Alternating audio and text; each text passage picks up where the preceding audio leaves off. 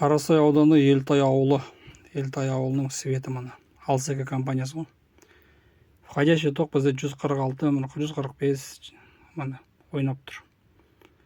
145, 146, 147 мына входящий ток.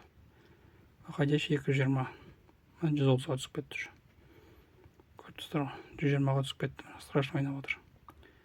Бұл уже бір күн емес, постоянно осындай. Холодильниктер істей алмайды, мынандай токпен 129 мен міне 130. Насостар істей алмайды, компрессор істей алмайды.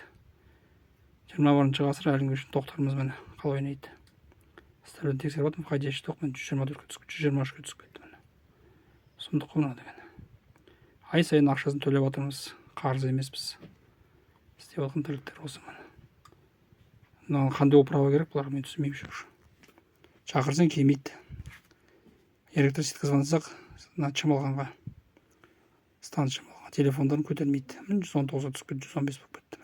Сұмдық қой мына тоқ деген. Сол жағдай. Сол. Елтай ауылы, Қарасай ауданы, Тәжібай көшесі ғой. Осындай тоқ бізде.